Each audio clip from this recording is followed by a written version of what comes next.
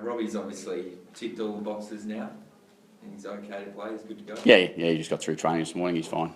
As I said, last week was really close. Last week where he played, so we were just a little bit cautious, and he's right to go. Do you feel more confident of a result with him in your side? Well, certainly Robbie Gray, you get some comfort about his ability to play the game, so that certainly helps. If we got a choice between having or not having Robbie, we would take having Robbie. Yeah. How close were you to playing Adelaide, given the fact that Eagles got some really good tall forwards? No, not close at all. And why is that? Just his form last week? His touch is just, he's come off a broken wrist, and he just, I had conversations with him on Monday, and he was the first one who said, oh, look, I just need a couple of weeks to make sure I get my touch. He's not totally confident in his wrist. He only had the cast off it last Tuesday, and he played on the weekend, so he was probably a week ahead of schedule, to be honest. And to his credit, he wanted to get back and play, and I think that's good. That that means in a week or two he's going to be ready. So as soon as you hear that doubt from the player himself, that's it. Yeah, well, you can see it too. Not only do you have to hear it, but you can see it. Bobby's really honest. He knows where he's at. He's a really mature, experienced player. So if he plays well this week against South in the SNFL, I guess he'd be strongly in contention for the following week? Yeah, nothing's guaranteed, but he'd be certainly, he's a senior player, and he's played a lot of football, and he's our full-back, and we'd like him in the side, but we need him in the side in good nick and good touch. We don't need to rush him. Yeah, obviously one of the big talking points this week is Trengove, who's been terrific in the ruck for you, but I guess Nick Nat's a different proposition. How does that work for you? What's the plan with Jacko against him? How's he going to combat such a great player? Look, the plan won't be that dissimilar for the last couple of weeks for Jacko, because we haven't got, the hit-outs have gone against us quite significantly in both weeks, but we've been able to at least break even and win stoppage. So I think that's the plan is all around the collective, not around the individual. Jacko's got to do his absolute best. Jacko will cause Nick Nat and Lysette some concerns in the ruck. There's no doubt about that. But yes, they are more experienced ruckmen, and they've used to playing there a bit more than Jacko. But we've got great confidence in Jacko will bring effort, and he'll have a real crack at it. So it's all about him using his physical makeup to sort of whack into these two blokes to cause them concerns? Yep, no doubt. That's what Jacko's going to have to do. Jacko's going to be really combative. That's the way he plays his footy.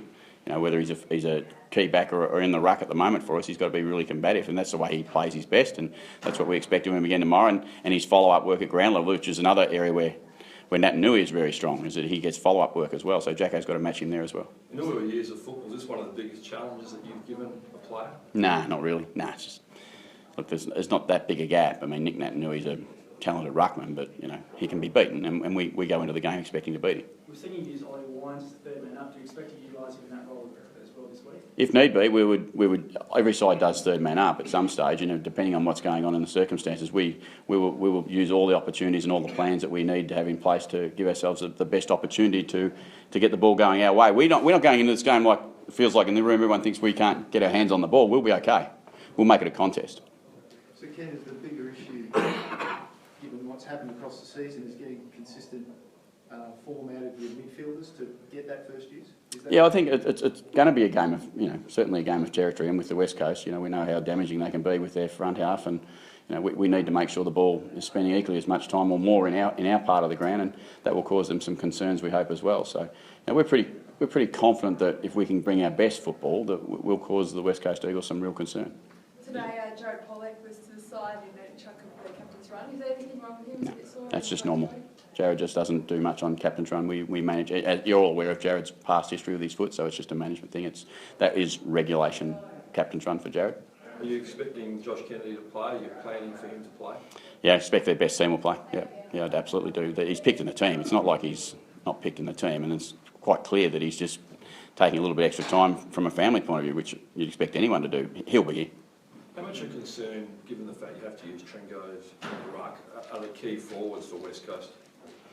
Oh, look, they're always a concern, whether it's West Coast or any side, But we've done that for the last 3 or 4 weeks. We've been able to manage, and our backs have been really competitive in the area that they need to be, and they're helping and supporting each other. We're pretty comfortable with Homsch and Jonas and O'Shea and Pittard, Broadbent type players. Darcy's been really good since he's come in there, crack. So there's a number of players. Paul Stewart. We've got enough defenders that can actually defend against a good opposition. So height-wise, that you've got enough to cater for Darling, Kennedy, and the resting ruckman. Yeah, we have to. If we use us as an isolated case, there's plenty of sides that are actually not always exactly the right height to play against opposition. And West Coast done it last year, didn't they, for the whole year? So you manage what you've got and what you've got to play with, and you get the best results from that. How do you think your ball movement's tracking, Ken? You're doing some skill work out there, look pretty good just in a training, less pressure Yeah, point of view. it's a bit easier out there, isn't it? Yeah. No, look, it's got significant room to improve. We understand that, but all parts of our game have, and that's why we're 4-4. You know, if we were on top of our game everywhere, we'd be in a much better position than we are currently at now on the ladder, but we're not. So I'm not going to sit here and say it hasn't got room to improve, but it has. From what you've seen this week, you dropped the game on the weekend, but from what you've seen this week, are you confident that sort of momentum and that improvement has continued? Yeah, I think we're around the mark with the stuff that we're doing, but the crucial moments again last week, we see them in the last 7 or 8 minutes. We didn't execute it the right way, and we needed to make sure that we were able to do that, because you don't win often in AFL football unless you play 4 quarters. You know, before last week we've been pretty strong. We won 7 of our last 8 quarters before the game, and we put ourselves in a position to start getting some footy that we like to play consistently. And now we've taken a step backwards a little bit last week in the last part of the game. We need to step forward again this week. And listening to the radio last night, they played a great review talking about the clarity of message between you and the players. Can I just clarify what was the context of that? And is there some sort of breakdown there? No, it's not. It's a responsibility, I think, that the players and the particular players and me are on the same page with what we're trying to execute, and we are. But sometimes under pressure, that's not quite where it needs to be, and we haven't quite executed it the way we would like. Whether that came from the coach or comes from the players.